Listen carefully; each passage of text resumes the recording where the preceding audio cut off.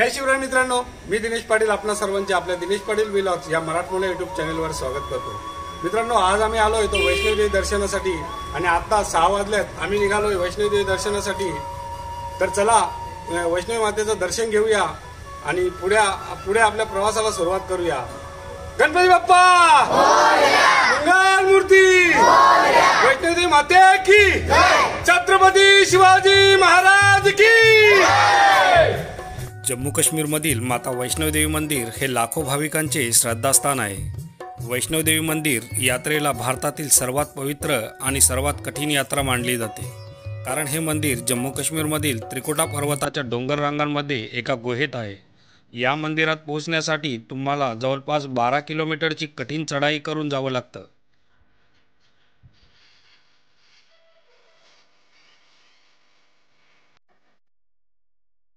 या मेन गेटमधून आतमध्ये आल्यावर आपण फ्रिस्किंग पॉईंटवर येतो। या ठिकाणी आपल्या दर्शनाचा पास आणि बॅग चेक केल्या जातात।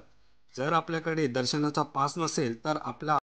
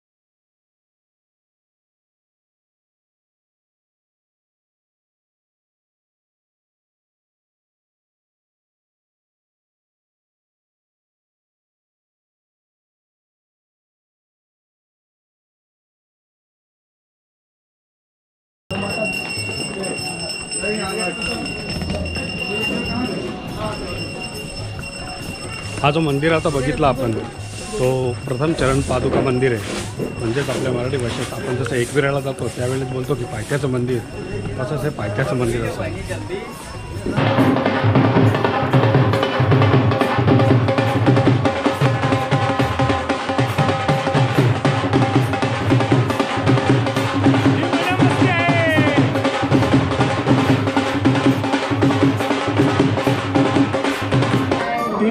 चालून झालेलं आहे आमचं आता, आणि या आल्या आता दोघी जणी दमत ना या एवढ्या बसल्यात, सगळ्या लुण्या झालेल्या आहेत।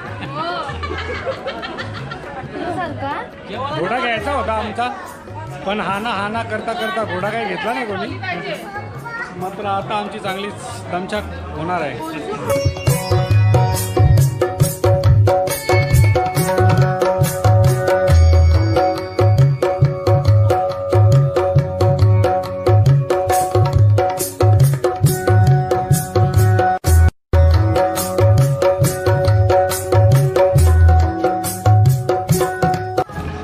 अर्धा किलोमीटर राहिलं आहे।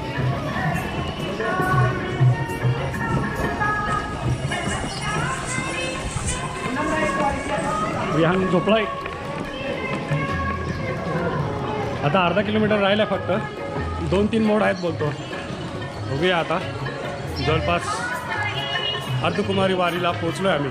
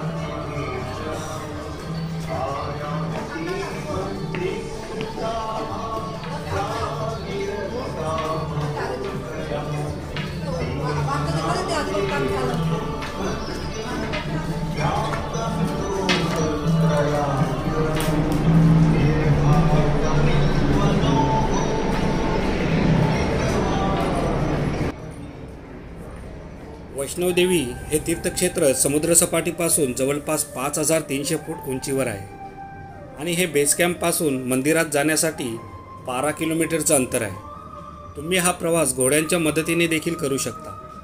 याचा खर्च प्रति व्यक्ती 1250 रुपये इतका आहे। तसेच इथे हेलिकॉप्टर सेवा देखील सुरू आहे, त्याचा चार्जेस हा 1800 रुपये प्रति व्यक्ती आहे। या ठिकाणी तुम्ही पालखीतूनही जाऊ शकता आणि चालतही जाऊ शकता। आम्ही हा पूर्ण प्रवास चालत पूर्ण केला। 6 किलोमीटर चालून वर गेल्यावर 6 किलोमीटरचा पुढचा प्रवास हा इथे बॅटरी कारने देखील आपण करू शकता, पण त्याची तुम्हाला ऑनलाईन बुकिंग करून जावं लागेल।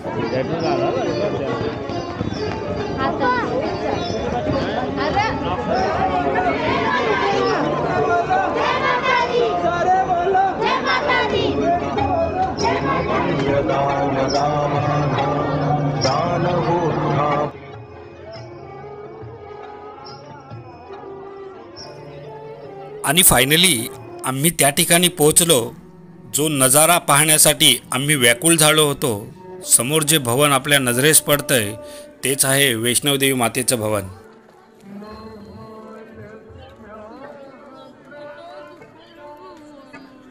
आता वैष्णवदेवीचं दर्शन करून आम्ही भैरवनाथाच्या दर्शनासाठी रोपवेने वर जात आहोत। तर असं म्हटलं जातं की वैष्णवदेवीचं दर्शन तेव्हाच पूर्ण होतं ज्यावेळेस तुम्ही भैरवनाथाचं दर्शन करता। तर चला भैरवनाथाचं दर्शन करूया आणि हा वैष्णवदेवीची यात्रा पूर्ण करूया।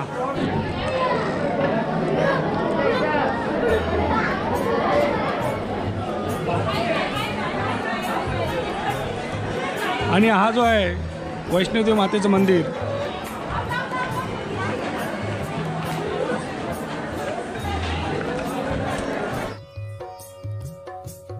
भैरवनाथाचा वध केल्यानंतर त्याचे डोके भवनपासून 3 किलोमीटर अंतरावर जाऊन पडले होते।